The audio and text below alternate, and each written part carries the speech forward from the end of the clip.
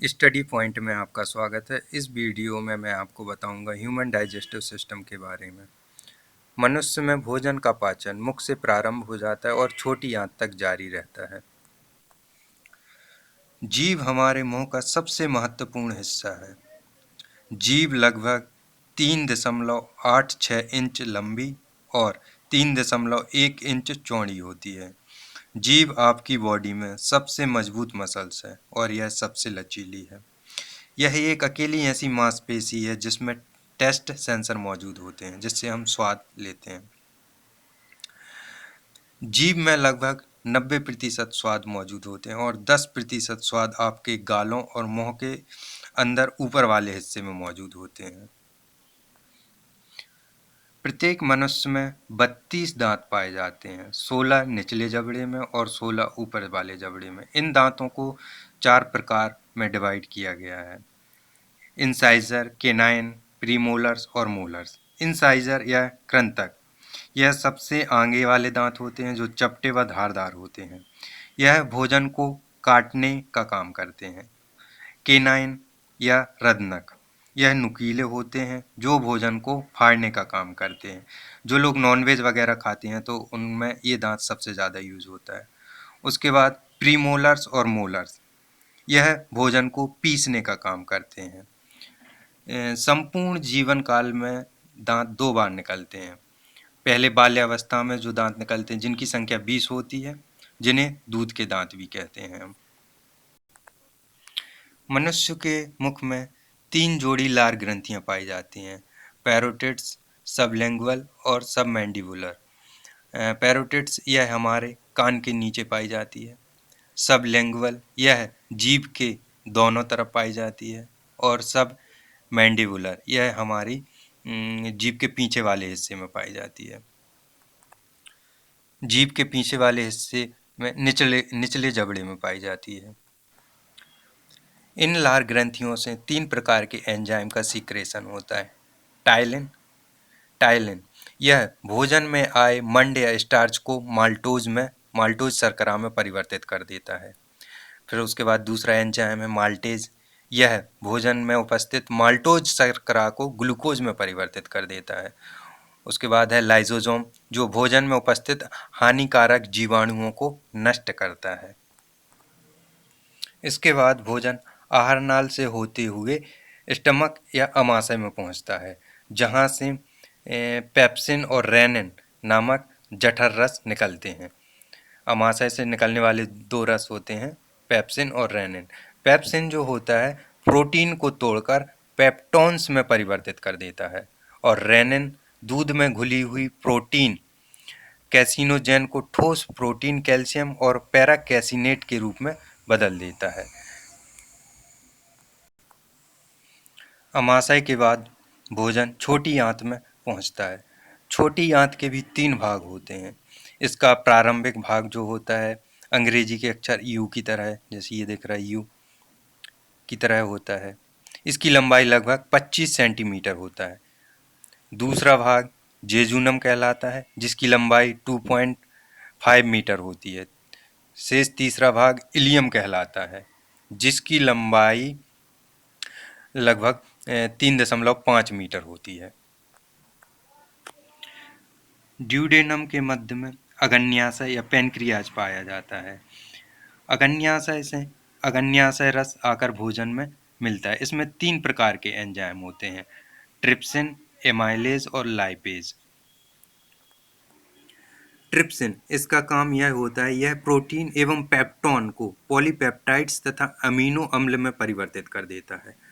उसके बाद एमाइलेज यह स्टार्च या मांड को घुलनशील शर्करा में परिवर्तित कर देता है। उसके बाद लाइपेज यह इमल्सिफाइड वसाओं को ग्लिसरीन तथा फैटी एसिड में परिवर्तित करता है। इसके बाद भोजन पहुंचता है छोटी आंत में। यहाँ भोजन के पाचन की संपूर्ण या पूर्ण क्रिया होती है एवं पचे हुए भोजन का अवशोषण होता है। छोटी आंत की दीवारों से आंतरिक रस निकलता है, उसमें से जिसमें लगभग 5 प्रकार के एंजाइम सीक्रेट होते हैं: एरेप्सिन, माल्टेज, सुक्रेज, लैक्टेज, लाइपेज। रेप्सिन यह शेष प्रोटीन एवं पेप्टोन को अमीनो अम्ल में परिवर्तित कर देता है। माल्टोज यह माल्टोज को ग्लूकोज में परिवर्तित कर देता है। सुक्रोज यह सुक्रोज को ग्लूकोज एवं फ्रक्टोज में परिवर्तित कर देता है। लैक्टेज यह लैक्टोज को ग्लूकोज एवं गैलेक्टोज में परिवर्तित करता है। उसके बाद लाइपेज लाइपेज यह इमल्सिफाइड वसाओं को ग्लिसरीन एवं फैटी एसिड में परिवर्तित करता है। छोटी आंत पीछे की ओर बड़ी आंत में खुलती है। बड़ी आंत भी दो भागों में बटी रहती है, पहली कोलन और दूसरी रेक्टम या मलाशय। छोटी आंत एवं बड़ी आंत के जोड़ पर एक छोटी सी नली होती है जिसे हम सीकम कहते हैं। सीकम के शीर्ष भाग पर एक अंगुली जैसी रचना होती है जिसका सिरा बंद रहता है और यह रचना अपेंडिक्स कहलाती है। इस प्रकार भोजन का पाचन बड़ी आंत के द्वारा यहाँ से मलाशय से बाहर निकल जाता है। भोजन के पाचन में लगभग 4 से 5 घंटे का समय लगता है।